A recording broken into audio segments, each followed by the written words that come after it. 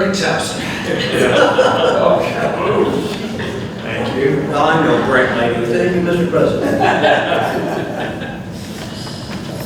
Okay. Chair is pleased to call to order the regular monthly meeting of the Board of Trustees of the Village of Lake Barrington. It is Tuesday, July 6th. It is 7:03 p.m. and I will ask the clerk to please call the roll. President Richardson. Here.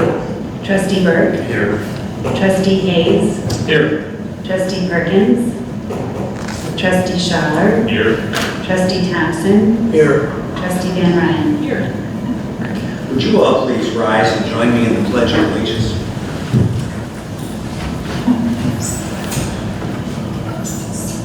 I pledge allegiance to the flag of the United States of America and to the republic for which it stands, one nation, under God, indivisible, with liberty and justice for all.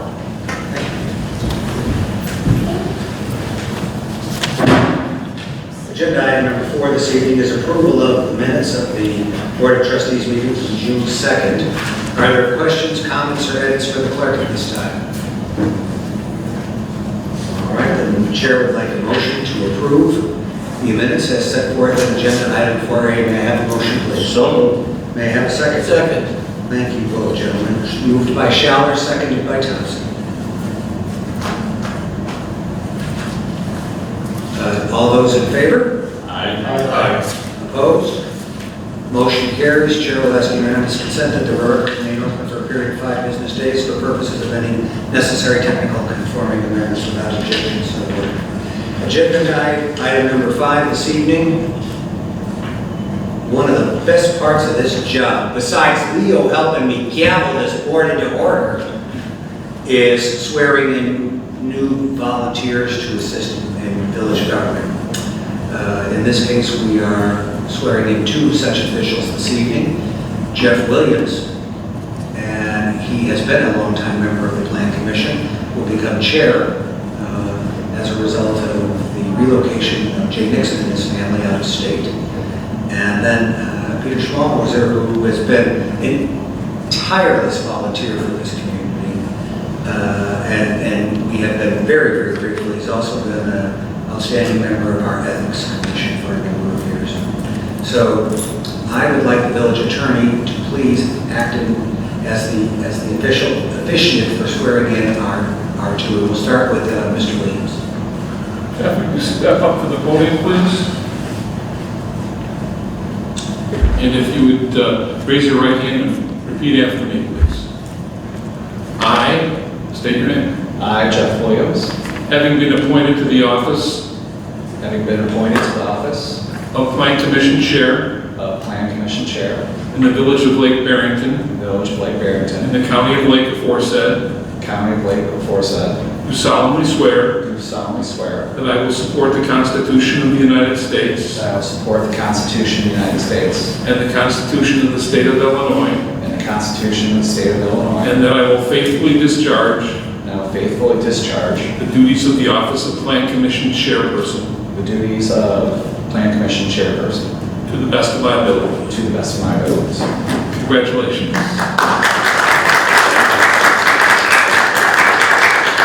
Did Lisa give you a copy to sign?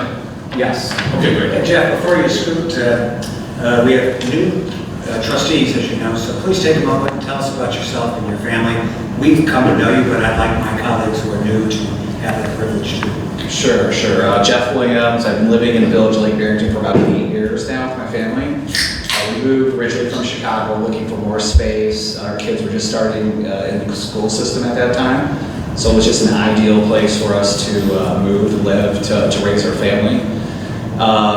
Myself, I'm originally from the Detroit area. Went to the University of Michigan, which I know one of Kevin's favorite schools, right? But I love it here. So whenever I continue to volunteer and help, I'm willing to do that, and I look forward to spending a lot of time here, raising my family, seeing my kids grow up, and I'm looking forward to it. So thank you for the opportunity. Oh, absolutely. And tell us about your day job. So I run a company. It's a Japanese subsidiary here in the U.S. We manufacture precision gear. You'll find like robotic joints, surgical equipment, high precision machinery. So I've been with that company for about 10 years now, in various roles. So now I'm president and CEO of the company. So I travel a good deal, but I can easily kind of schedule around to make things work, to help out. So. How many kids? 2 kids. So I have two children, twins, going into 6th grade at Station. So one of each, boy and girl. So again, keeping busy with all the sports activities, things like that, like everybody else this age. We're very grateful for your service, and we thank you for stepping up. Thank you, appreciate it. Thank you. Peter, would you come forward, please? Chair will recognize council for purposes of the oath of office. Mr. Schallmoser, if you'd repeat after me.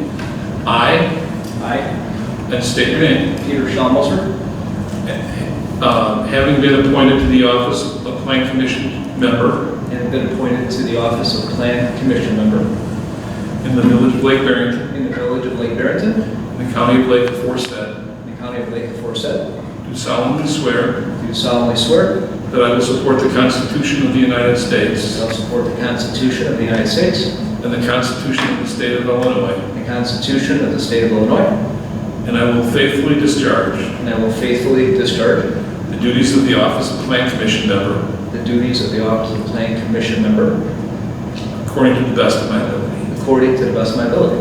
Congratulations. Thank you. Peter, I would ask you to do as Jeff, because we have new colleagues, please, a little bit about those wonderful people who are with you tonight, and for yourself, and so forth. Yes, thank you for having us, and congratulations on your victory as trustee. Very exciting time for both of you. I'm glad to be here today, and my wife Mary and my son Leo. Leo could barely sleep last night, knowing that he may be here today. So we moved from Schaumburg several years ago, moved in 2016, live right now in Gray Barn Lane, members of St. Anne's Catholic community, and work in Merrill Lynch. I had 20 years a few weeks ago, 24 years in the industry, and we came out here several years ago. Same type of wants and wishes, open space, good family environment, which we have. Every day we are convinced we made the right decision. It's just a slice of heaven, given all the places to live. So we're very, very happy, and honored to be part of this group. Well, I want to call Trustee Thompson for a comment, because you and he work so closely together on so much of the branding research and interviews. And while everybody's welcome to say something because of your long service, I thought, Jim, you might want to start at bat. Thank you, Mr. President. Yes. Focus groups are a very interesting operation. And Peter was, it's very difficult to say he supported us when he really worked very hard to help us get through something that was very difficult, because we'd never done it before here. And he was one of those people, who, if you need it, I'm here to do it.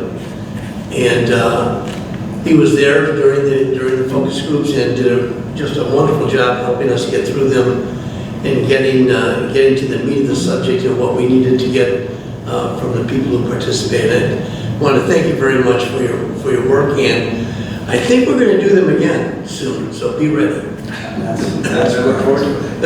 It was a very good experience, and it's what better way to hear what's on the minds of the residents, right? Yes.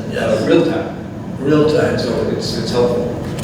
Well, and Peter, I think the best endorsement of the vision for the community is the fact that, having gotten to know it quite well through your work, you wanted to up the ante and become part of the Plan Commission. And like Jeff taking on a larger responsibility, you are as well. And nobody does this to get rich, and they do it to give back. And I'm grateful to both you gentlemen for that, because it really makes it possible for us to do some great things. Thank you. You're welcome. Thank And you. thanks to your family for being with us. Thank you, Peter. We have some other guests here this evening as well. We have a young staff member for our state rep, Marty McLaughlin, who was a dear friend and a very effective guy. He really understands budget and pension issues extremely well, especially the pension issues. So he brings great experience. He's formerly our neighboring mayor in Barrington Hills. And Kevin, would you like to come up and say something to the board, please? And welcome. Thank you. Thank you, Mr. President and the Board of Trustees for allowing me to speak briefly tonight. My name is Kevin Harris, and I work in the Office of State Representative Martin McLaughlin. I'm here tonight as a civil servant providing information for you to share with your residents. Representative McLaughlin asked that I attend tonight's meeting to let you know that our local office is open and available to serve you and your constituents. Our address is 28662 West Northwest Highway in Lake Barrington, just past Kelsey Roadhouse. The office can provide assistance with various state of Illinois departments such as state unemployment benefits, FOID cards, CCL applications, Secretary of State issues, departments of assistance, our insurance assistance, and many others. We've also been going door to door, visiting businesses and homes in our district's communities, providing up-to-date phone numbers and websites so that our residents can access the state's services that we are all entitled to. And he also wanted me to talk to you about a few milestones which occurred during the spring legislative session. You might know, but the Speaker of the House for the last 38 years has been voted out. There's a new Speaker, Chris Welsh. Also, Representative McLaughlin voted for the new House rule to have Speaker of the House's position term to be limited to no more than 10 years. And also he also co-sponsored legislation for a reduction in trailer fees from $118 down to $36, passed with cooperation from both sides of the aisle. Finally, with the state of Illinois budget almost approved, please bring forward to our office any issues so that we may address them and prepare any items for discussion at the veto session, which is scheduled for the last 2 weeks of October. Thank you again for the opportunity to speak to you this evening. I have this card here with me that has Marty's office numbers and all of that. Wonderful. If you'll share it with the clerk, please.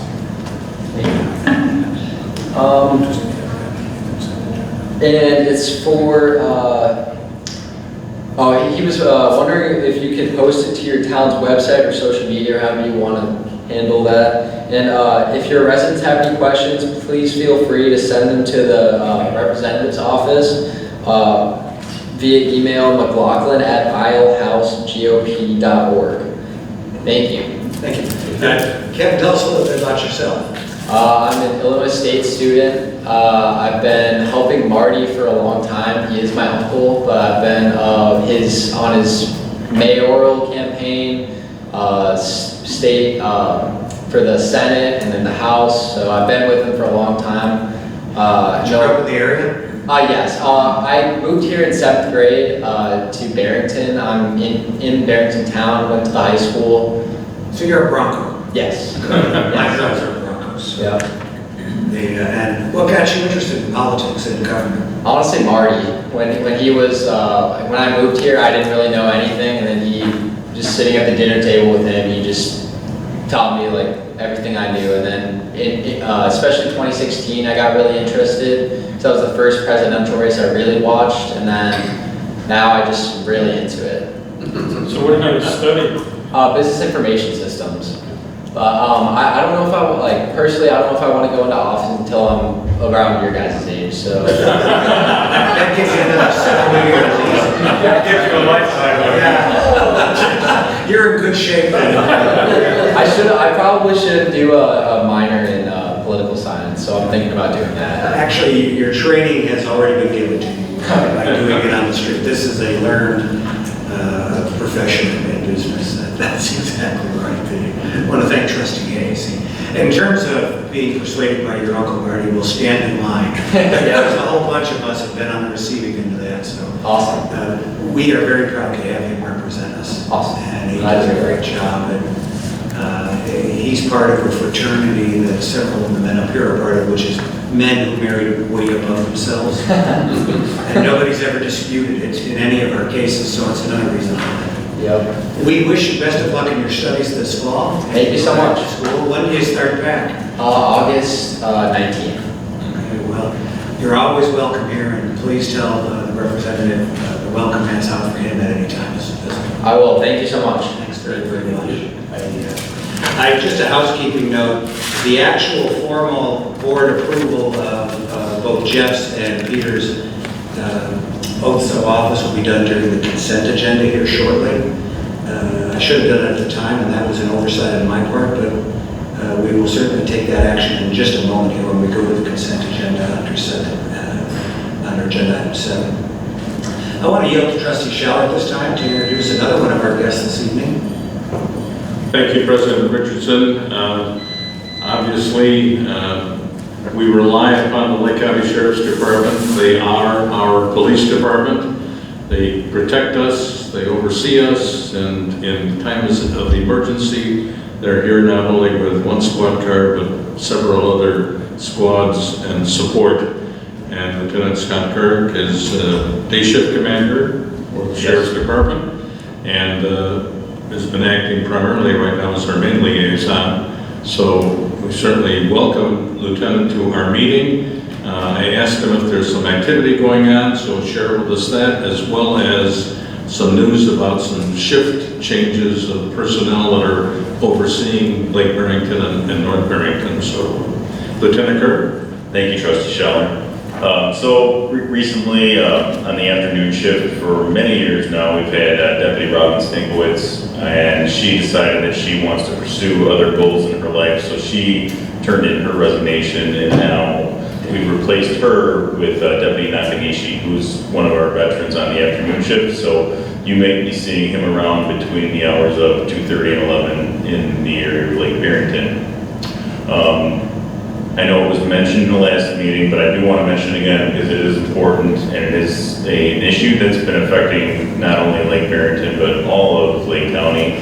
We've had calls like this, and I want to go back to talk about the roost burglaries. And I just want to, mention that again because, we did have another attempt on Lakeland Drive right near the end of June. So it was a failed attempt, thankfully, but I just want to make everybody aware that we are having this problem, not only in Lake Barrington, but across the entire county. It's kind of cooled down a little bit, but, these people can come at any time. So just be aware, don't let anybody in your house. If you're not sure who's at the door, don't open it. You can always call us, and we will come and shag them out and move them on their way or do what we need to do. So that's pretty much. What was the nature of this particular ruse burglary? Who was purported to be those entering or trying to gain entry? Just the usual suspects. The male subject comes to the door purporting to be, I believe it was a utility worker, stating that they need to go to the backyard to show the resident something that needs attention. Sometimes they'll come in like a colored vest, like a fluorescent vest, to try to make people think that they're like an official worker there to do some sort of service to their property. So they came to the door, and the resident wasn't buying it and pushed them out, and that was the end of it. They took off. So The first thing to do if you experience that is obviously call the sheriff's department. yeah, call 911. We'll come as quick as we can. How is identity theft? Is that settled down? I'm seeing less of those. The big issue we've had probably over the past, at least the 12 months, was the employment fraud, unemployment fraud. I do see some of those, but not nearly as much as I was. In fact, I was a victim, so I think everybody was a victim at some point, but I don't know how that fraud was working because I think they would have to come to your house and grab a debit card out of your mailbox, and it never even got to that point. With me personally, my boss notified, or the human resources notified me. I know that's how a lot of people are being notified. Their human resources are telling them that there's someone trying to file for unemployment, and yet you still work here. So, I think the final item that I bring out is, will the sheriff's department ever call you and ask for a contribution? no, we don't. And that may have been sometime way in the past, but that we do not do that. They're still making, because you're still getting phone calls from unidentified sources saying on behalf of whatever, soliciting funds, so that is not an authorized outcall. There used to be some police unions in the past that would do fundraising, and there was organizations that would do fundraising on the union's behalf, and that's how you see those stickers on the back of people's cars, support whatever police agency. So, but as far as I know, I'm not aware that our unions do that. But anything directly from the sheriff, it would not be. There's no solicitation directly from our agency. From the governmental side. Yeah, correct. Well, again, we appreciate everything the sheriff's department does, and as I will indicate a little later on, we're going to try to start reviewing our emergency plan, and we look for the sheriff's department to participate and help us moving forward with that. So thank you very much. Great. If you want to send me a copy of that, I'd be happy to look at it. Yeah. Okay. Is anybody else? Yeah, I'm happy to recognize Trustee Hayes for a question or comment. Yeah, I do. I think about it. So I moved here a few years ago. First thing, to put up the video camera right on the door, because we have a lot of theft, burglaries, where I live over there in the Barrington Shores. I'm curious, maybe for a follow-up, what village residents could do to deter. I think those video cameras are deterrents because it snaps pictures and all the rest, but it'd be good to share that. I do agree with you that that is a great deterrent for this crime. How can I say this? The suspects in this, they often try to target elderly people in your village and every other village. Now, I'm not going to say that all elderly people are tech challenged, but maybe some people don't have those skills to work a ring doorbell. I don't know, but certainly a ring doorbell would be great. But for those people that maybe don't have the skills or knowledge to work a ring doorbell, I think that maybe they're probably going to pick a house that doesn't have one, and they do target elderly people. Thank you. Thank you. Trustee McRae, any questions or comments for the sheriff? No comment, but thank you for your service. Thank you so much. Trustee Happy to Thompson. serve your village. The same, thank you for your service. Trustee Burke. I've noticed in talking to other mayors in suburban Chicago that people unfortunately continue to forget to lock their car doors at night, and that one of the big things that your department has to respond to frequently are car theft or car burglaries, where folks have I'm going to ask what we lawyers call the leading question. Is it a good idea to lock your car doors at night as a way of preventing burglary? Sir, you do make a great point. I do read a lot of reports, being a supervisor on the day shift, and many of the vehicle burglary reports that I read, most of the cars are unlocked. And even a lot of our vehicle theft calls, a lot of the fobs are left in the car. So lock your car, take your fob out, take anything that you don't want stolen. We do have an occasional call where they do make entry by force, but most of them are unlocked cars. Is there a time of day that is most common for residential burglaries, like a window? That you see the most. Where are they most active? When are they most active? I guess is what I'm asking. Usually, probably contrary to popular thoughts, it happens during the day. So, when neighborhoods might be more quiet and people are away at work. you know, a lot of the classic thought of burglar is, you know, coming in the middle of the night, but that's not usually, it's usually the middle of the day. You know, and it's usually when we're tipped off as, you know, a neighbor that, you know, those neighborhood watches are great because, you know, if you got people out walking around and they report stuff to us, we'll be happy to come look at it. There's something to say for neighborhoods really helping you by being vigilant. And if something doesn't look right, what's the expression at the airport? I see, if you see something, say something. Yeah, we say the same thing.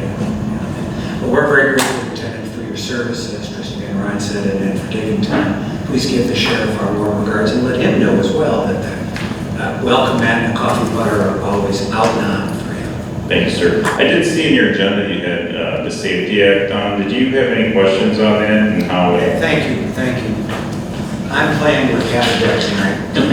Karen, do you want to set that up? We don't have any questions right now. We're just starting to take a look at it, and we'll be acting on it next month. Okay, great. If you have anything, let me know. Thanks. Thank you, sir. Thanks. Okay, Brian McLaughlin is, poor guy, ill this evening, so he's not with us.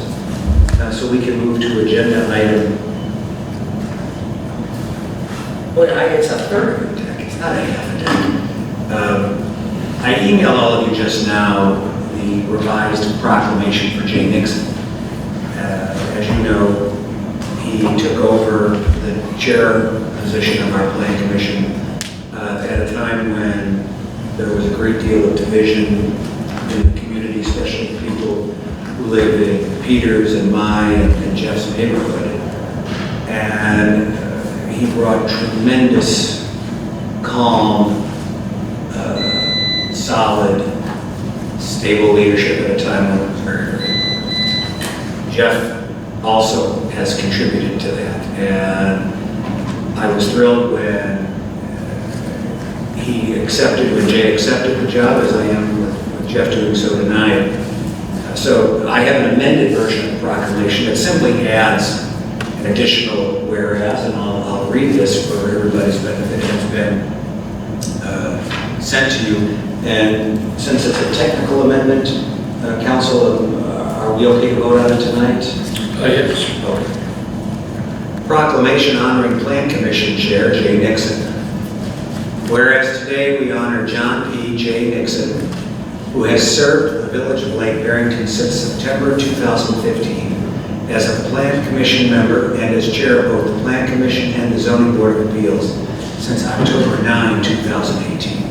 And whereas the village of Lake Barrington is greatly appreciative of all of Jay Nixon's years of service, not only to the village but to the community as well.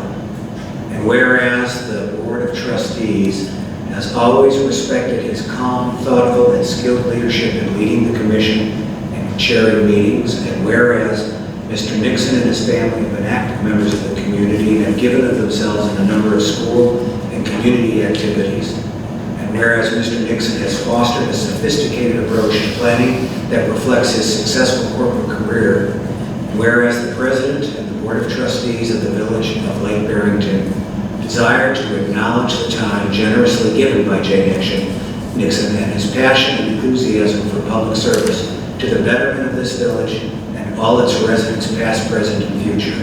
And now, therefore, be it resolved that the President and the Board of Trustees of the Village of Lake Barrington, Lake County, Illinois, the Village of Lake Barrington expresses its sincere appreciation to Jay Nixon for his dedicated and exemplary service to the community. May I have that motion, please? So moved. Moved by Burke, seconded by Thompson. Thank you both, gentlemen. And I will ask the clerk to please call the roll. Trustee Burke? Yes. Trustee Thompson? Yes. Trustee Hayes? Yes. Trustee Schaller? Yes. Trustee Van Ryn? Yes. President Richardson? Yes, and I want to say for the record, Trustee Perkins is on vacation with her family in Iowa, but she was the one who introduced me to Jay and Dawn Nixon originally in their living room with some of their friends who live in Jeff's neighborhood, when not many necessarily were interested in hearing my side of the story. And I was always grateful to Susie Perkins for that and to Jay for that really good discussion that evening.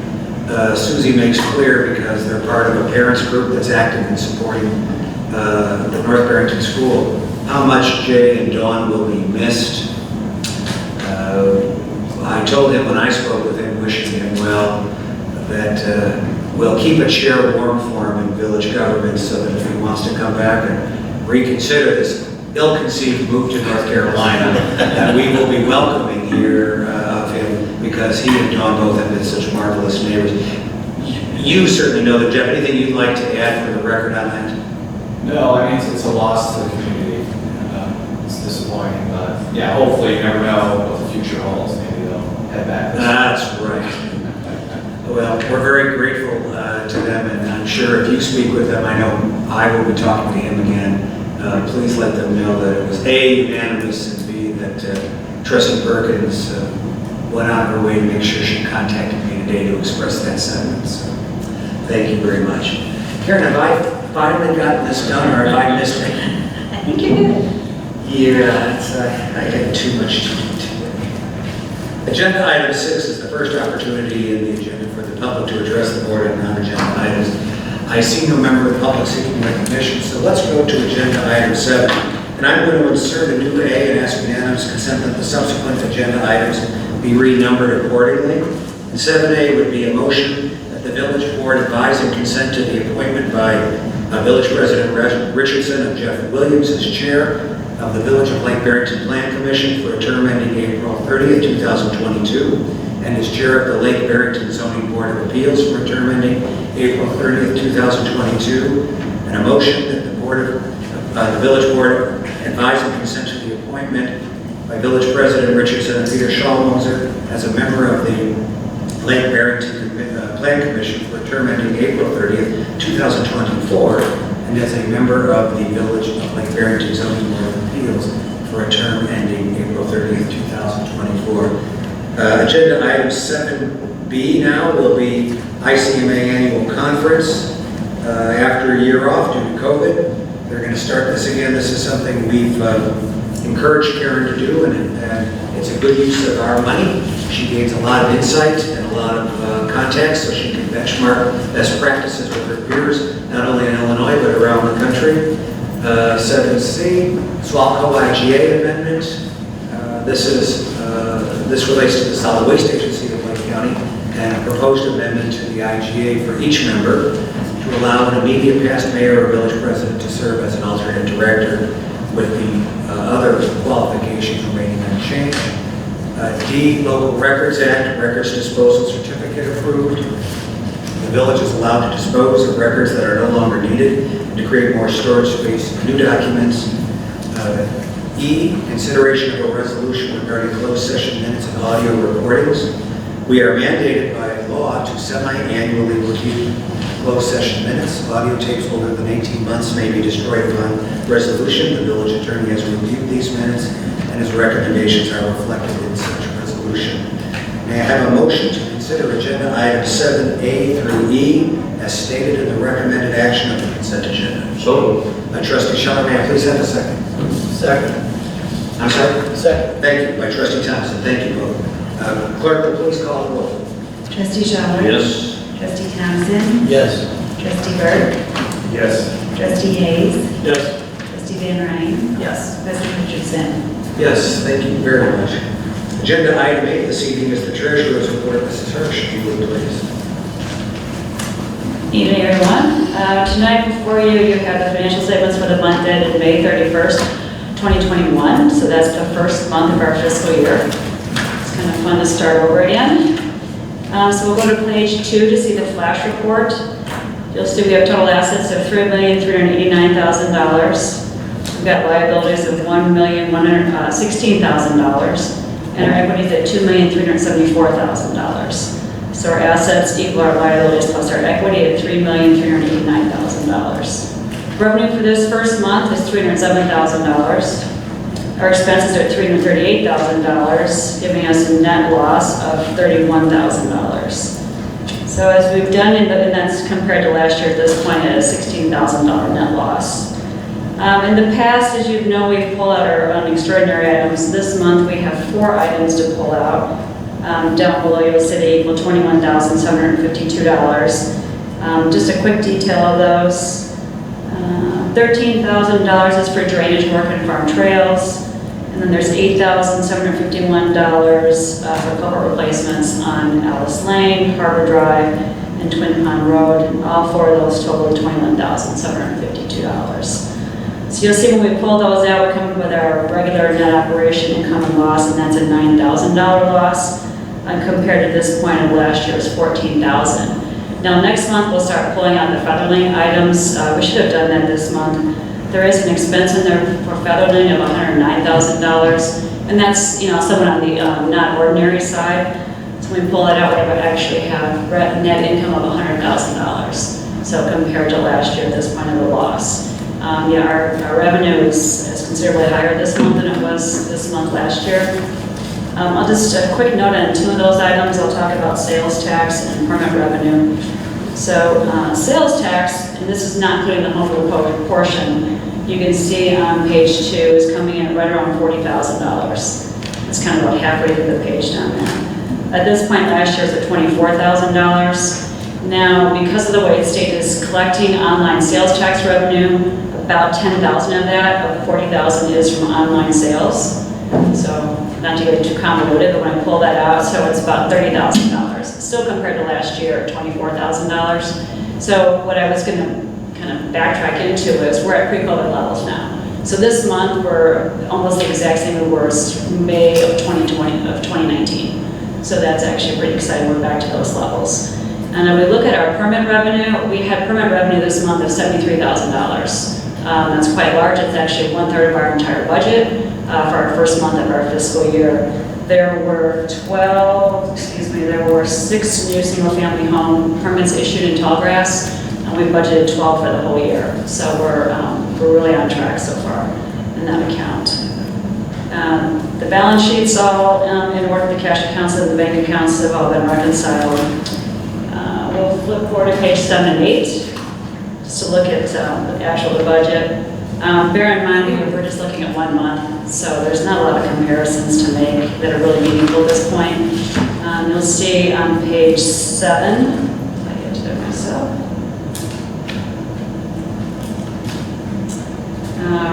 total revenues are 10% actual to budget.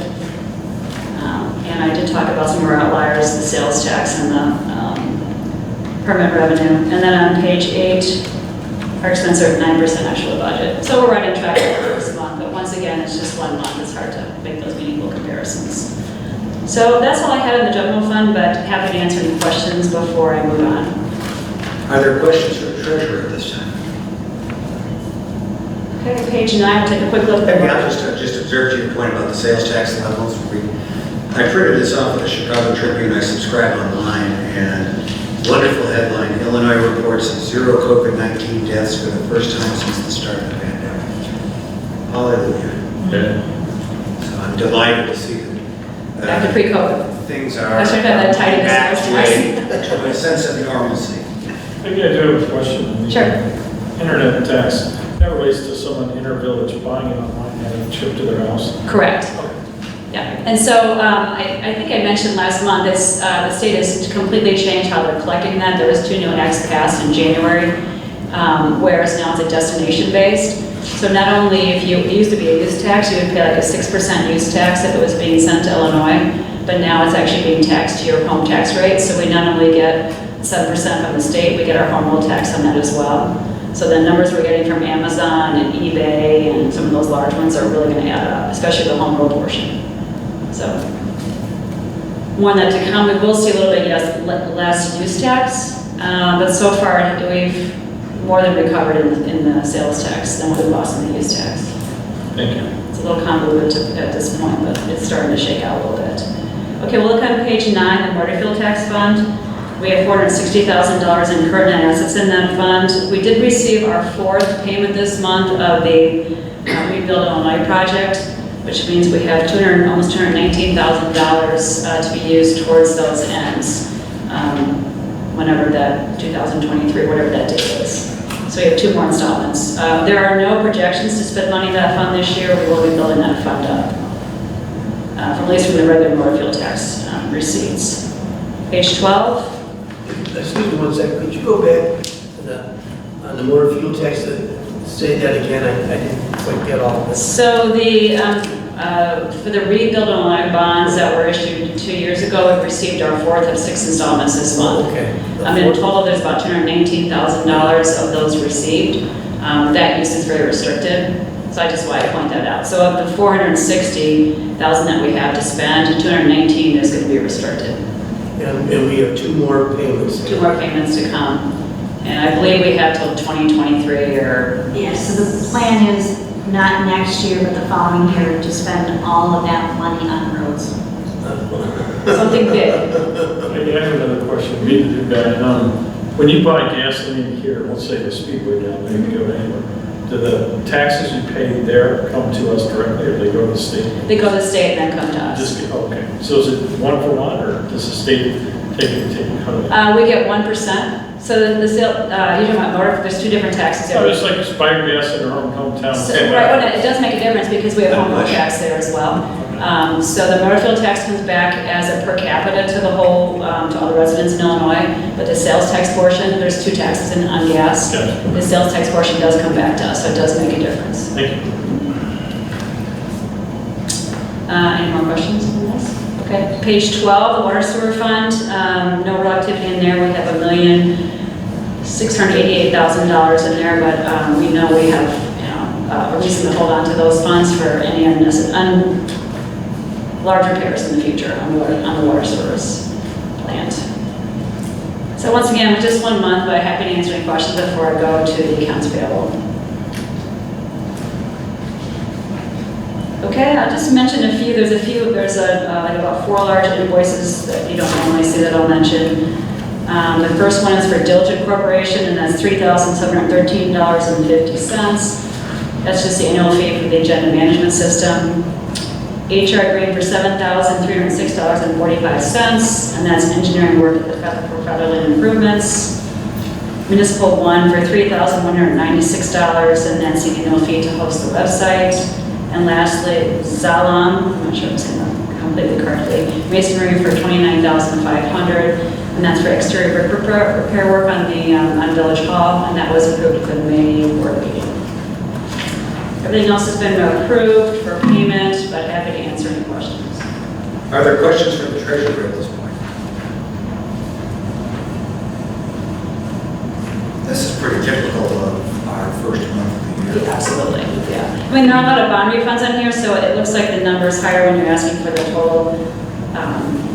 total number to, approve in the warrants. But there's about $50,000 in bond repayments to homes that have completed what they needed to complete and get their bonds back. We want every available home sold, and we want every lot built. That is within the confines of our comprehensive plan. See how you chained me, Jeff?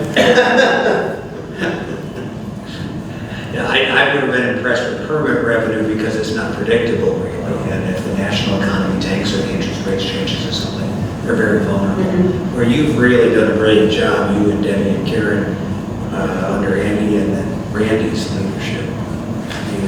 Your forecasts have been remarkably accurate. Yeah, some of these income tax has been very hard to predict. That hasn't escaped notice. Personal income is up in Illinois. That's a good thing, for all of us. Yeah. We got people working on that full time. Don't worry. I'm going to move tonight. Sorry. Are there further questions before you proceed on? I'm done. It's it's not really a question. It just I get a general sense that even though we're opening up again in this state pretty well, that the online purchasing is going to continue to roll. It's not going to change. Yeah. I never would an Amazon shopper. Yeah. No, I would never. Otherwise, yeah. Really but that's why our highways are full of trucks and Sure. our trains are going through. And it really helps us because people are not going out of the city to buy things. They're buying them online here in like Barrington, as opposed to going into your park, for example. Good point. No, definitely, you're spot on. We don't have the big box stores. No. And We don't need Some them. of the big box stores are suffering because of the Amazon, but in some ways, it's an equalizer. And that was the whole point of those acts enacted by the state legislature. Part of it, I read an article in the Wall Street Journal about this, that people will go to the store to see the product. Yes. So they feel it and judge the color. Right. And then they go home and order it online. Or they order it, they pick it up at the store because they want it right now. Any further questions? If not, as always, thank you. Chair would like a motion to approve in block agenda items 8A through C. A, approve the financial statements as of May 31, 2021. B, pay bills in the amount of $300,432.39 as listed on the accounts payable warrant A dated July 6, 2021.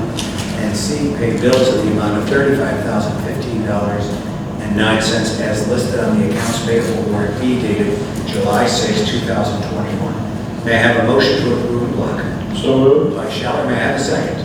I'm sorry, moved by Trustee Hayes, excuse me, pardon me, thank you. And a second? And a second was over here? Second. Thank you. Oh, moved by seconded by Trustee Townsend. Lisa, did you get that or did I mangle it? This is what happens when I don't get a nap in the afternoon. The clerk will please call the roll. Trustee Scheller? Actually, it is. Oh, that. Well, yeah, I gotta take the lumps on that one. I gotta take the lumps. Okay, Trustee Hayes? Yes. Trustee Townsend? Yes. Trustee Burke? Yes. Trustee Scheller? Yes. Trustee Van Ryn? Yes. President Richardson? Yes, thank you. Agenda item number 9 this evening is the administrator's report. Mrs. Jordan Lane. Sure. First thing I wanted to talk about was the Safety Act that Lieutenant Couric mentioned earlier.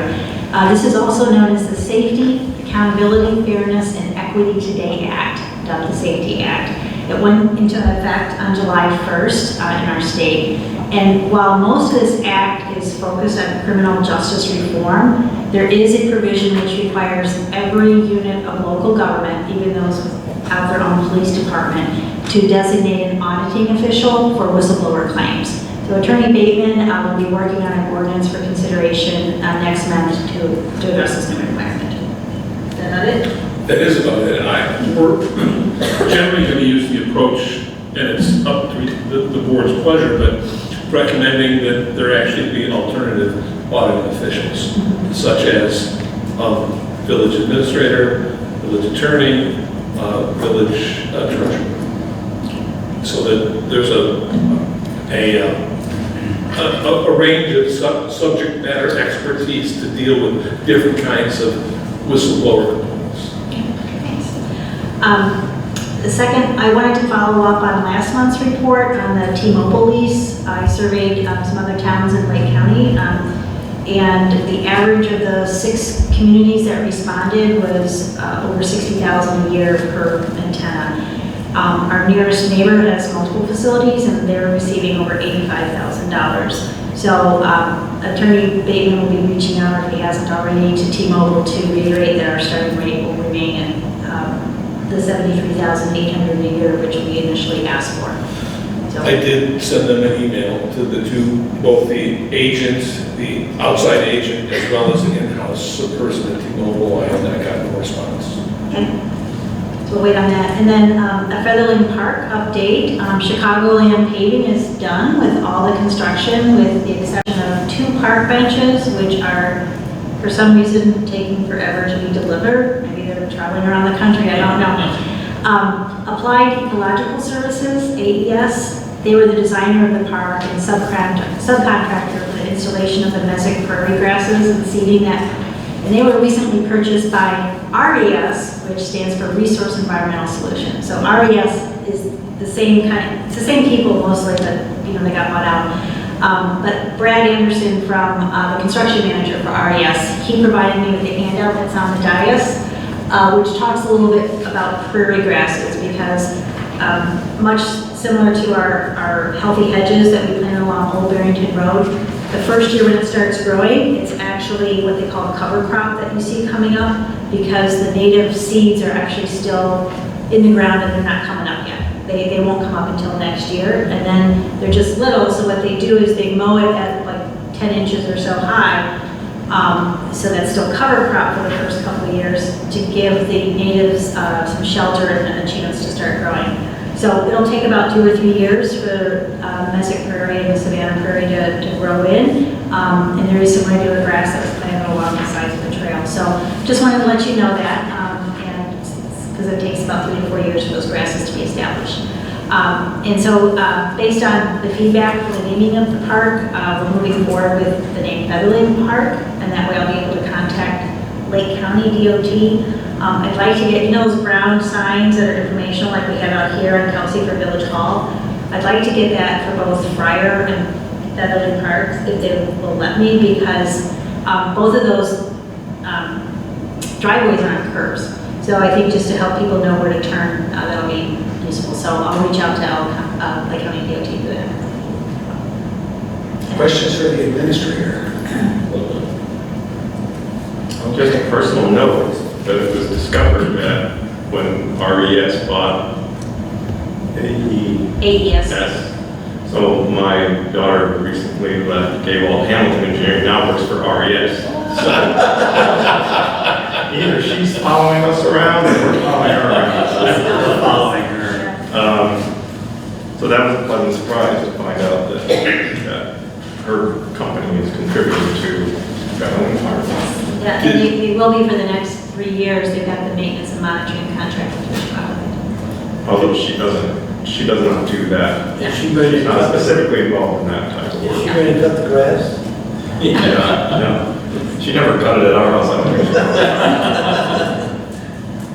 think. Did RES buy all of the offices of applied ecological resources? Yes. So including the Wisconsin operations? Yep. They did. Further comments or questions? I see agenda item number 10, there's no clerk's report, Lisa? All right, thank you. Agenda item 11 is report of the standing committees. A is COVID-19 Response Task Force Trustee Burke, and I hope you're going out of business soon with this. Well, thank you, President Richardson. I mean, my big headline was the Tribune one that says, as he always does, he steals my thunder. That is the big headline. It's worth repeating because, when it comes right down to it, that was a string of 475 straight days that we had a death related to COVID. That was broken as of yesterday. So it is something worth celebrating. Going along with that, overall, we've had a test positivity 7-day running average in the state of about 1.4%, and right around a little under 1% for Lake County. Lake County is actually starting to drift below 1% at this point in time. As we know, much of the focus has been on vaccination. In Illinois, 49% of all residents, now we're just tracking all residents, are fully vaccinated, meaning either one J&J or both of the other shots is fully vaccinated. 78% of residents at 65 or over in the state of Illinois. So we've done a very, very good job, and that has a lot to do, obviously, with hospitalization and death rates, because a disproportionate amount of that was in the elderly. The elderly obviously sought to get the vaccine, and it's doing its job. New cases had a slight increase across the region. It's not really statistically significant. People are watching a little bit. There's a bunch of discussion about this Delta variant that's quite contagious, and there's some concern about whether that's having an effect. The reality of it is, the good news is our vaccines are proving to be effective against that. The bad news is, for those who are not vaccinated or practicing social distancing, this particular variant seems highly contagious, and that's where people are concerned. So we're concerned about non-vaccinated and non-social distancing, which is why you still hear a plug for both of those things, because we are a long way from being out of the woods on this. And although the news is very, very good, the data definitely shows how effective the vaccines are in controlling infection rates, and most importantly, death rates. While not, I would say it this way, it's very rare for a person to today who has died of COVID to have been vaccinated. Let's just put it that way. It's not heard of, and there have been, but it's a very, very small percentage of the deaths are associated with people who have been vaccinated. And even in those cases, there are still mitigating circumstances. So even though they were vaccinated, there can still be health concerns that put that person in jeopardy. So it's doing its job across the line there. So the pushes are still across the state and across Lake County to get as many people vaccinated. And there are lots of outlets, and there's no wait, and people can go and walk in almost anywhere to get vaccinated today. And yes, we'll talk about whether we're still in business with our COVID response task force at all as well. And I don't want to be premature in saying no, but I think it was designed, and we'll have some further conversations about that when we were really in an emergency state across a wide range of issues, and a lot of that has thankfully subsided. So we may just go back to talking about COVID in our regular reports, and we can talk. There's a number of after-action lessons learned type reviews going on around the world, not just in the U.S. And I'd be interested in any of your thoughts at a later date, maybe Thanksgiving or so. What do we know now that we didn't know 2 years ago, or we wish we had known it? Right. Teresa and I she works full-time, and I do a lot of consulting work for a company that's been foundational to a lot of this response. And we're just a much smarter organization because we've learned a lot.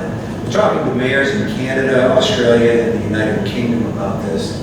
And they have publicly owned health systems, so it's different than us. I think two things in the U.S. that we benefited from is the prior presidential administration really helped compress the approval process, and they wrote a real big check to eliminate any of the financial R&D barriers. And then the current administration gets kudos because they made a decision that they were going to buy a supply at a level that no matter what, people would have access to vaccines. And so I give them both credit for it. But at the local level, different story. Some people struggled a lot more than others. So just know that because I worry about you having time between 1 a.m. and 2:30 a.m. So I'm hoping you can maybe give us some of your thoughts on what we did well and what. I think I would be very happy to, and I would just add this. I think it's appropriate now to add this. When we first put the task force together, it was an all hands on deck, and it wasn't my job to carry the burden. It was my job to help coordinate and organize the burden that's carried by everybody that sits up here on the dais. For that, I'm really appreciative. Because remember, we were attacking it from everything from public safety to health to communications, outreach, and economic development and business outreach. So everybody played a role. And I feel like what I would say today in terms of our response, that I feel very good about this diligence response. Across all of that, I feel as though and we did a very good job of communicating with our residents and a good job of communicating with our business partners. And we have received that type of feedback. So I'd like to put you on the spot a little bit on that because I think you're spot on with this. And that is, if we went back and reconsidered the notion of the grants that we did to businesses, would you do it again? And if so, same amount or more or less?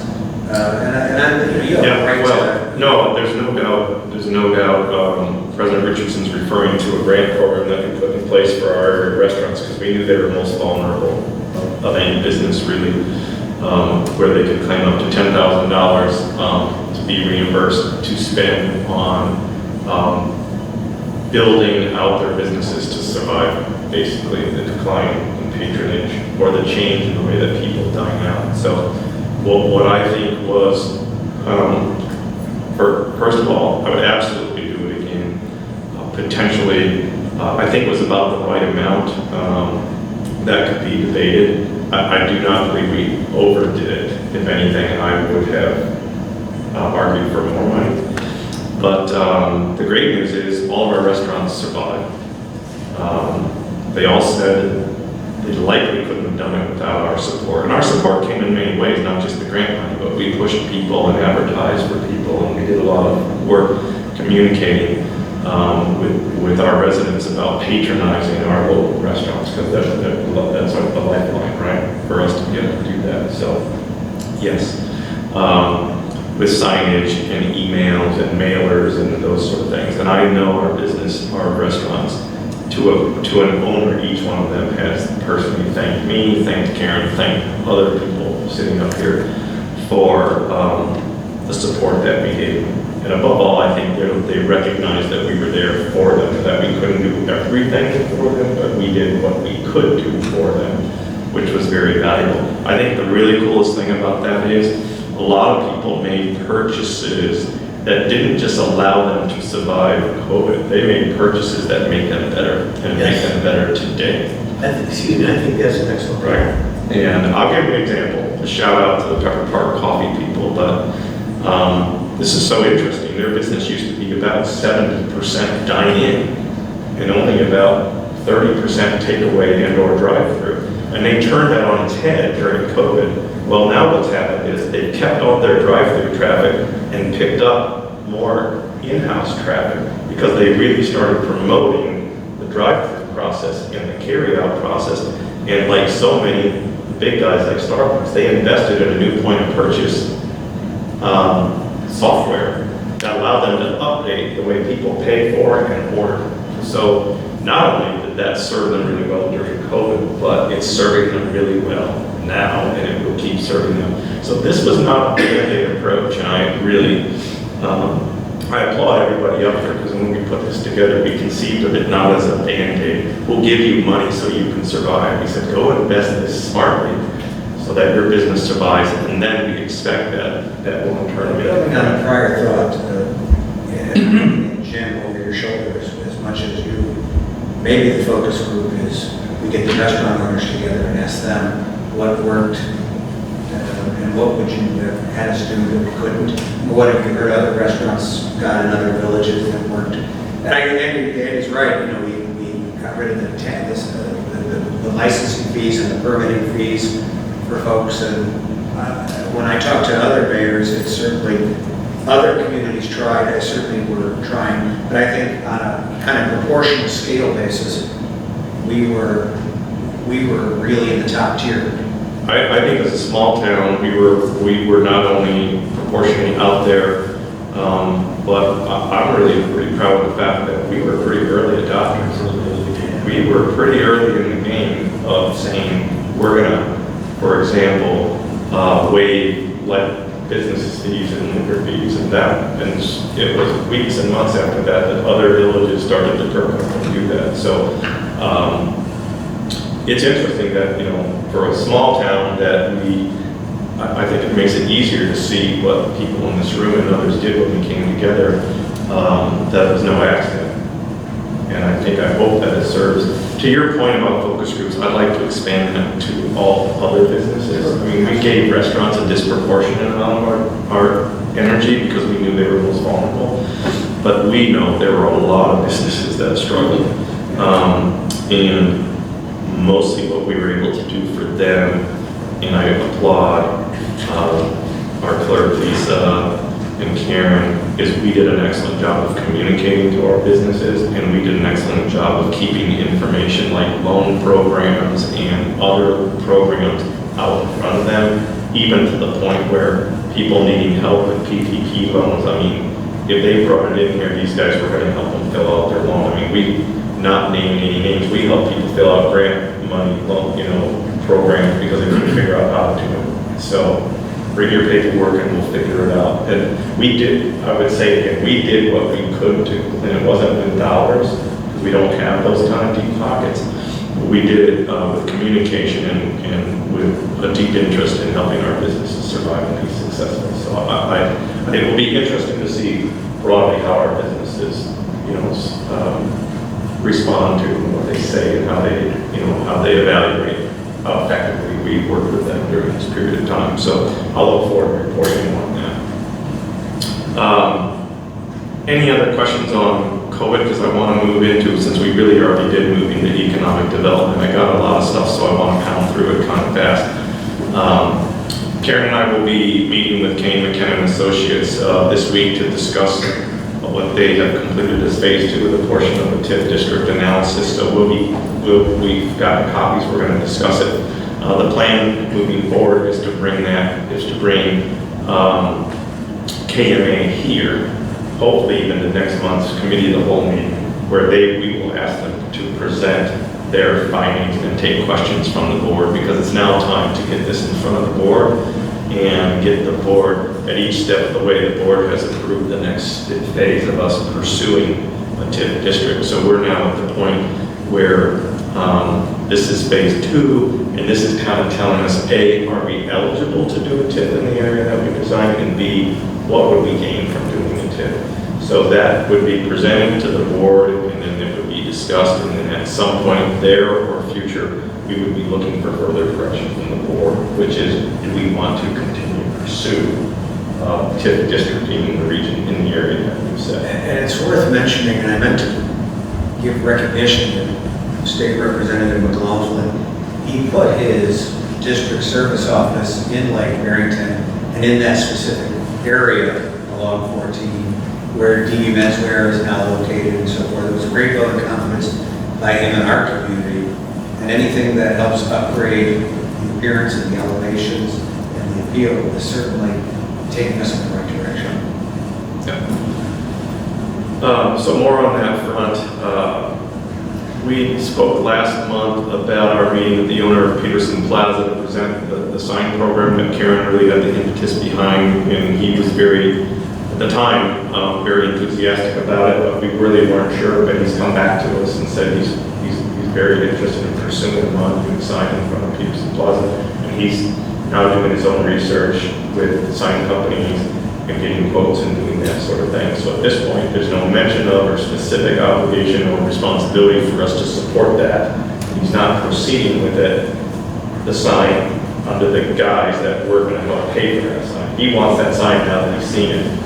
And he seems very serious about it right now. And he's painted, the plaza's just about freshly painted. If you haven't been, new coat of white paint and black trim.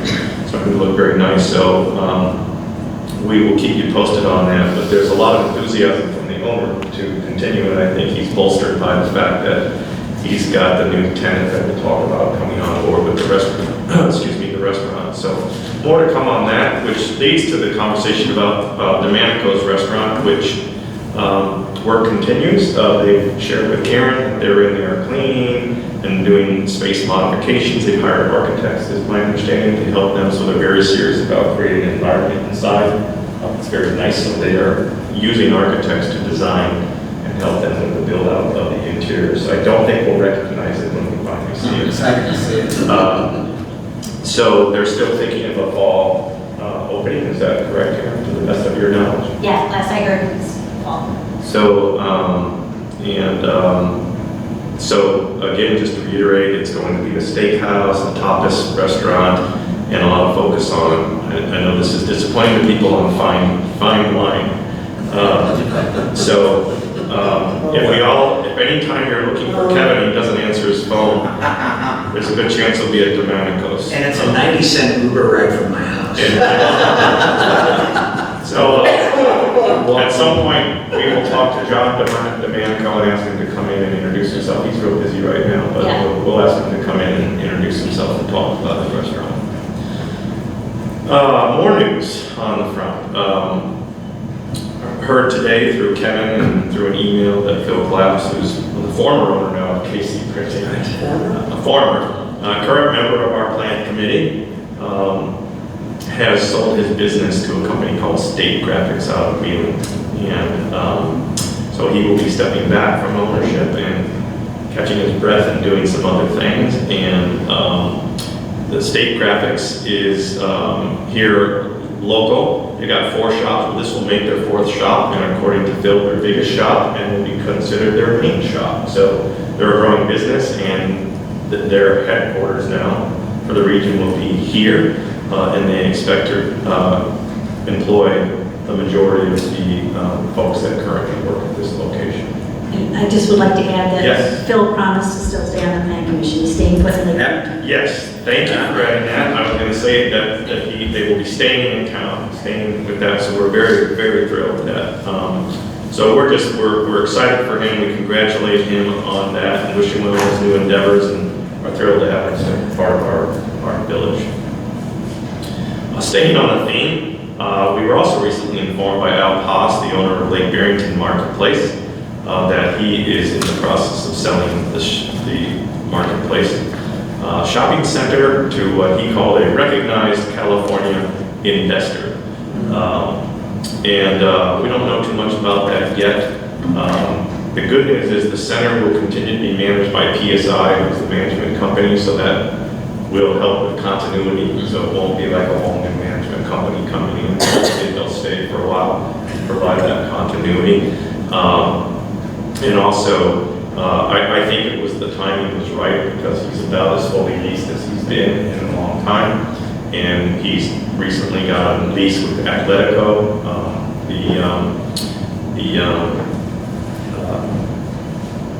not personal training, but physical therapy, thank you, PT. And they are starting their build out in there. Have you seen anything activity over there? Private Plus?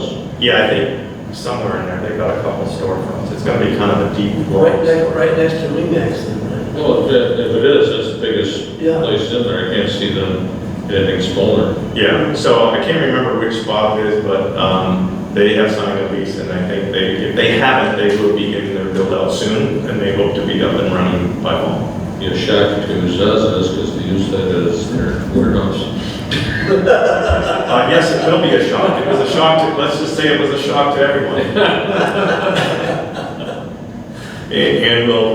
And so I also would be remiss if I didn't at least acknowledge Al and his many years of owning the marketplace, and what a great partner he was with the village.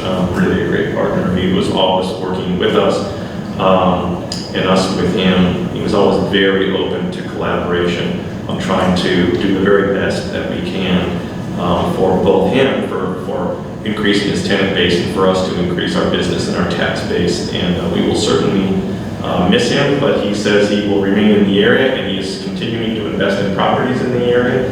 And who knows, there may be investment opportunities here. So he will continue to invest in the area. He felt the time was right for him. He loved the Lake Barrington Marketplace, but he felt the time was right for him to divest of that. And we wish him well with that. And we hope to meet those new owners, just like we hope to meet the new owner of State Graphics is Bob Schroeder. And we will get a chance to meet with him as well when the time is right. So we will continue our outreach to the new owners. Last and certainly not least, you heard from Treasurer Hirsch about how our retail taxes rebound. And thank you, Peggy, for your timely and insightful analyses on that. They've been really helpful through this whole process for us to be able to gauge how are we doing.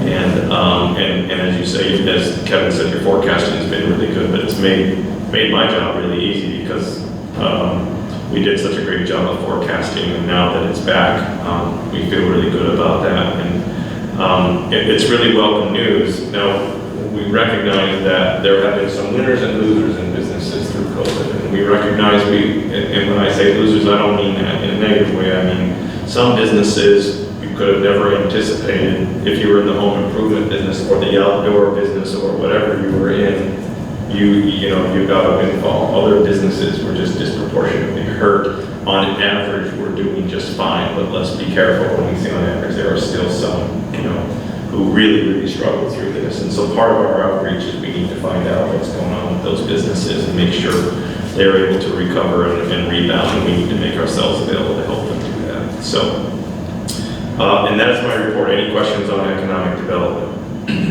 I'm happy to yield. Any questions from? Yeah, I only have one, so I'm familiar with the Lake Barrington market. And when it gets sold, is that zoned down, in other words, can it be redeveloped in any way? I know there's a lot of vacant land on the north side, but I didn't know. Well, I would take the first step at this. There's a PUD associated with the marketplace that is actually part of the legitimate. Anytime I step all over it, let me know. But that actually governs what goes on in all Lake Barrington shores. So, for example, you're talking about the empty lot. There was a time that it was being looked at as could we actually add more condos or things of that nature to this lot. And the issue with the PUD itself actually puts some limits on what can and can't go. So your answer is, can it be redeveloped? No, it can't be redeveloped unless it's developed into something that the current zoning and the PUD would allow. Is that correct? And so the vacant, what we consider to be the vacant lot on the west, I consider the west, west side of the parking lot. There is actually a plan that was reviewed by the village for basically a matching commercial center on the other side of the line. Right. And, yes, and that could be built. The practical side, and one of the things I think is the challenge to the marketplace is the practical side of that being developed is that there just wasn't the demand for one, and for two, it kind of covered, when you build there, you cover up the rest of the marketplace, which is not ideal. So I think the goal all along, there's a particular nice piece of land right there that kind of shares the corner that, there's been a lot of interest in that, from maybe some of the more major chains, whether those are restaurants and whatnot. But we are a little bit challenged, like we are in most of Lake Barrington, with just the lack of density. Sure. And Route 14, the reason we choose Route 14, Speedway, and everything else is we still have the same lack of density, but we have 26 or so thousand cars that drive up and down Route 14 every day. That allows for that kind of destination to be there. That doesn't exist over at Kelsey and 59. So it's very difficult for a national chain to come out and say, oh, we're going to plop our drive-through whatever there, because there's just, A, there are not enough rooftops, and then B, there's just not enough traffic is what we've been primarily hearing. But we continue to press on with that, and those dynamics could change. But short answer is it's developed, we've looked at a lot of different options without, and none of them were economically viable at this point in time. Being the new guy, I'm going to have questions. Absolutely. No, I'm glad you asked the question, because there's a lot of people may not know, in the history of that thing and what it was designed and built to be, and maybe someday it will still be that. So we'll see. It'll be interesting when we sit down with with new investors to find out what do they see in it. What are they attracted to by that? And Alpos was a perfect partner in so many ways, but one of which is he had remarkably patient capital. Yeah. And he was willing to look beyond a 1 or 2 quarter return as a way of justifying economic or financial decisions, which for us is exactly what we hope to have in a partner. We realize they have to make a return on their investment that's reasonable and timely. Right. But our payback period in government is typically a lot longer horizon. This board has to worry about the people who are going to live here in 2050. Yeah, that's well said. And our view on economic development is the long view here. I mean, we early on when we put this committee together and started talking about it, and we had to start managing expectations, because people were like, oh wow, we got an economic development committee. So pretty soon we're going to have like 5 Starbucks and and we're going to have just stuff that's going to look like Lake Zurich, and it's kind of even fascinating, when you really, one of the things that the committee did over time is we had never spent the time, but we really just did a lot of math. We did a lot of math. We used to say to people, okay, Kevin really wants a Chipotle, somewhere in Lake there, right? So we said, great. I sure did. So, you know, we would get down to brass tacks, and I'd say, you know, guess what? Ultimately, Chipotle would deliver to us, you know, you were asking about how we get retail sales tax. And just based upon the average retail sales of Chipotle and our 1%, we might make $8,000 or $10,000 a year, right? So then I started saying, well, how many Chipotles would we actually need to have to move the needle? We'd have to have a lot of them. So we're in the long haul. I would say it's important that what we don't do is go backwards. Which is why Trustee Berg recruited a steakhouse with red wine. There you go. He really only needed one. I only needed one. So our economic development efforts are about as much preserving what we have here and helping them grow organically, because that's really the best road to growth. And then thoughtfully, you know, including new businesses that are both amenities that are wanted and needed by our residents, and that's important. We're not building things here for other people to come use when we have no interest, like the used payday loan used car lot idea, right? Yeah. So that's really what we're about. So it's the long haul and the slow haul for us. And something like Speedway probably set these expectations off the high because we got that relatively new into the process. But that was just pure kind of coincidence and luck. Which has become a national model of design. Right. So that's my report. Thanks, everybody. Thank you. Further questions for Trustee Berg on either the COVID task force? Oh, he's caught his hand up. I'm sorry, please. The chair happily yields to the distinguished gentleman, Mr. Thompson. Two things. What happened to Barrington Commons? That's a great question. We're not, he's asking about what we call Peterson Plaza, which is the Route 14 that we were just talking about. And there was a time when we were discussing it as Barrington Commons, Lake Barrington Commons. Right. Has that conversation been advanced at all? In casual conversations with the owner, it's been advanced as far as people don't use names like that anymore. Right. People use addresses. So the signage examples all had like the number of their address on the side of the sign and then the list of the stores, because people put in a number into their Google, Right. and that's how they find things. They don't type in like Barrington Commons or Peterson Plaza. So it's more of like, you know the address, or you type in the name of the business and Google tells you where it's at. So the whole naming of the plaza has kind of just been knocked to the side and hasn't been an issue at all. I am distressed. I think the better way to, But no, you I think know- the way to think about that is that we're just dropping the name altogether. It won't be Peterson Plaza either. It's just going to It be, won't be anything on the sign but the but address. the address. Right, and the names of the stores. And the names of the stores. So the identity is now the address and the store names, and that's what you want front and center, because really people don't want to waste sign space saying like Barrington Commons or anything else, because it doesn't mean that much, to tell you the truth. So I appreciate your distress, but there's two things that can help alleviate that, your distress. One is the old, well, that's three things. The manual is the number one. Number two is the old sign will come down, which the old name will come down. The third thing, a beautiful new sign will go up. Now he's smiling already. We've got Jim smiling. I had one other one, just about the TIF. Yes, sir. Do you feel comfortable with the progress so far with that? With our consultants? Oh, absolutely. These people are expert. If we've moved slowly, it's because... That's fine. Moving slowly is correct. Yeah, I just... But they're sound. I mean, these people this is what they do. And they have advised a lot of villages in Illinois, and a lot bigger TIFs than we are. So they are very, very knowledgeable, and we're working with key people. We're not working with junior people. And they understand that we are not in a sprint. They've been very patient with us and vice versa. They know that we want to get this right, and that mostly we're educating ourselves. Like, we're not racing to a conclusion.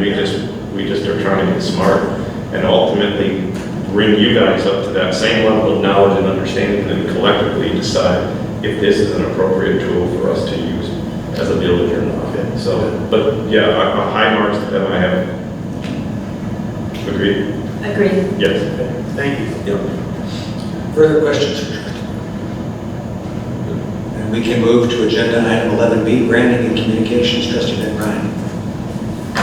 I have kicked off some one-on-one dialogues with some of our members of the trustees, and we've had some very, very constructive dialogue. I would like to present to the entire group next month on some key findings and some key ideas that we have in order to continue to maintain our oasis of gracious countryside living for both current and potential residents and businesses.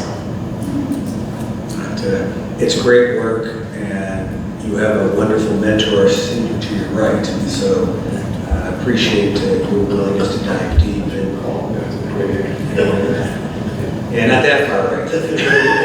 Immediate right. Be careful, I haven't given my report yet. And it's really important. I think the differentiation strategy that we started 15 years ago is beginning to really exhibit itself. I think the administrator, when she was chair of the Plan Commission, and we built tall grass. That was another time where my neighbors were not always thrilled to be in my company. I recognize it's an acquired taste for anybody, but especially in this instance.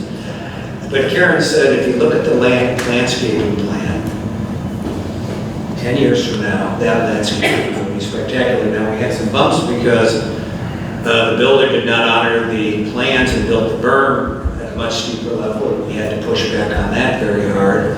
And then, of course, they had the Great Recession and the property changed ownership. The whole purpose of prudent policy making was we kept the developer fee so that we could afford to pay to have the turf managed properly by one that does native planting landscaping. Because we chose the native plantings very much consistent with the brand. And my wife is not a fan because she often challenged me to distinguish between invasive and native plants, and I couldn't always do it. Disappointing her is such a way of life for me that I was just nothing on the list. You're going to tattle on me next time we have dinner, aren't you? I know you. Yeah. But the serious point on this is sometimes it takes 8 or 10 or 15 years for the right decision to emerge.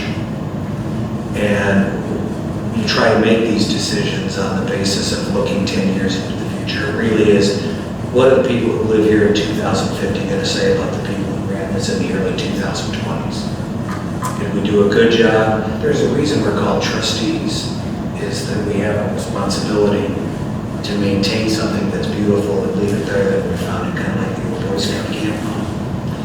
And so I think that was a great example because if you look at it now, and the key thing, and Jeff and I have talked a lot about this when I recruited him onto the Plan Commission originally, it was never a choice between leaving in a farm and tall grass. It was between tall grass and very cookie cutter, aluminum siding, asphalt shingle, no landscaping, tract housing, which didn't fit in this community, given the preferences of the voters and how they expressed it in supporting terms of a comprehensive plan.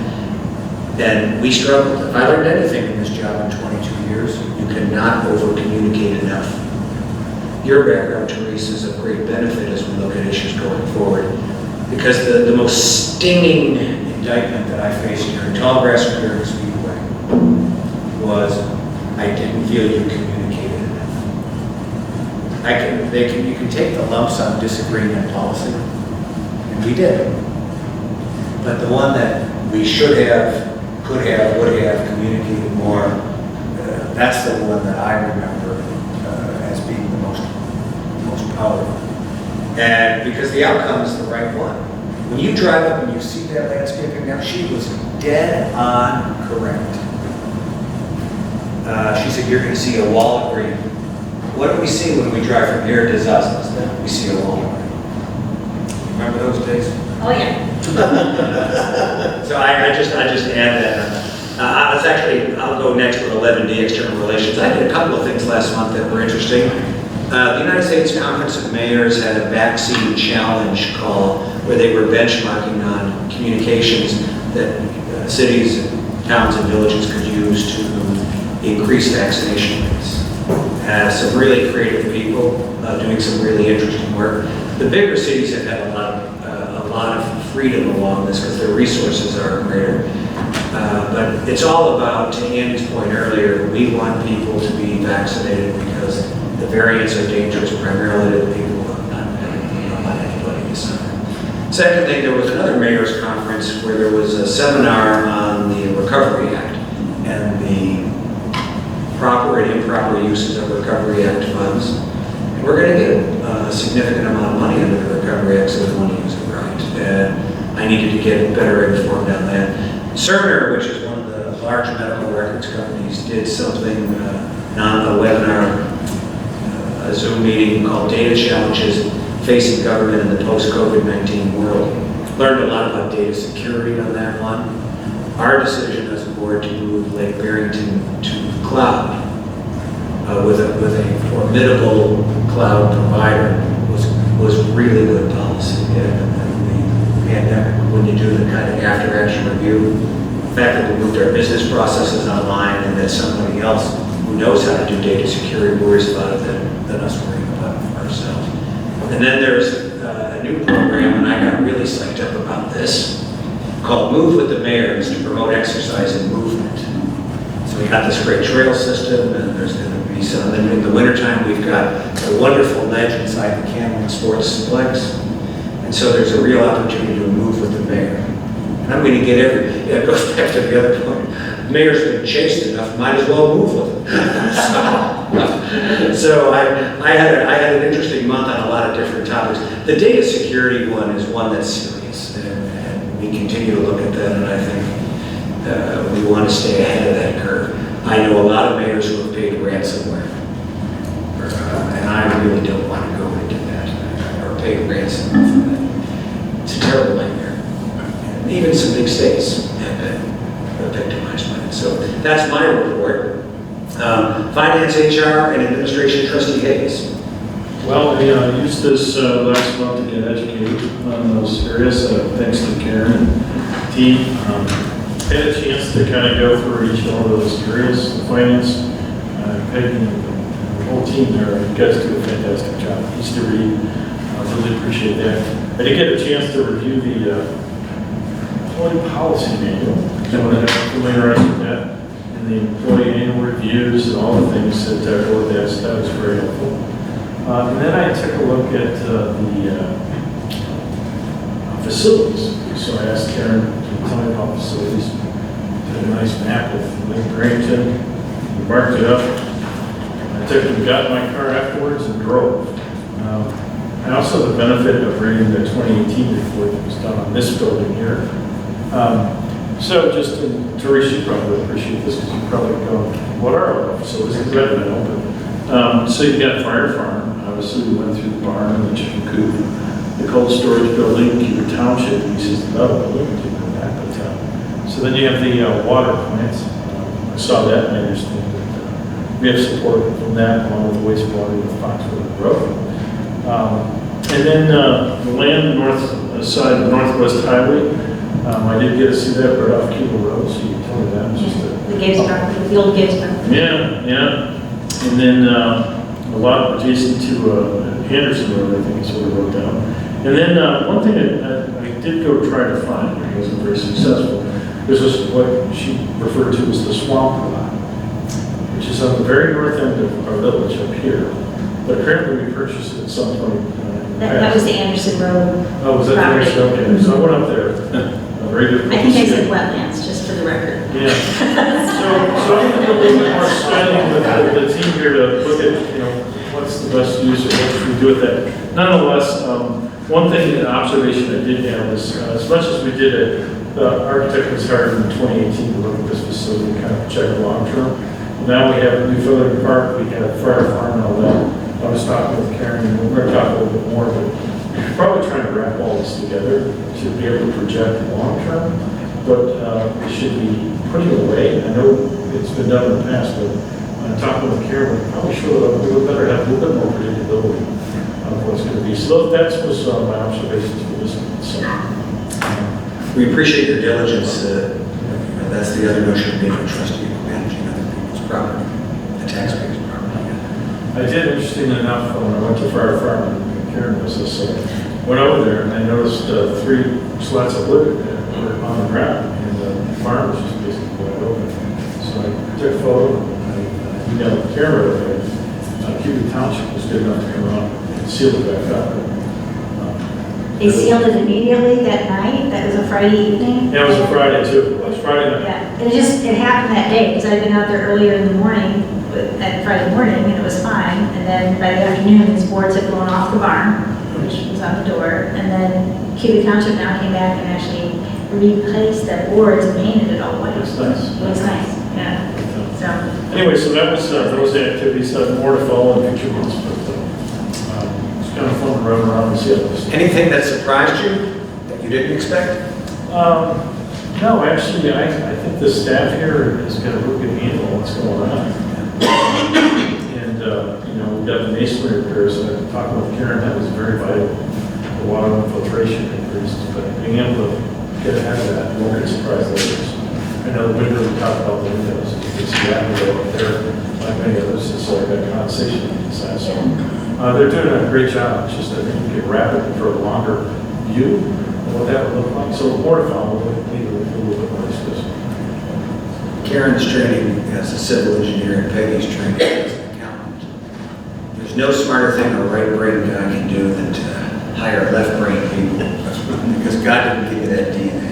And I think the staff deserves a lot of credit. I'm grateful for your recognition of it because they really do run a tight ship here. So that's my report for the month. Thank you. Are there questions for Trustee Hayes? Trustee Perkins is on vacation tonight out of town. Is there anything, Karen, that you would like to report on her behalf? Just that the Woodland Bridge was sealed last week. That was completed. And the 2021 road program, which is Flint, Vista, and Lakeview. The driveways have been marked for removal, and the contractor is expected to start this week. And letters went out to the residents. They were mailed last Friday. Questions for the administrator on the infrastructure report?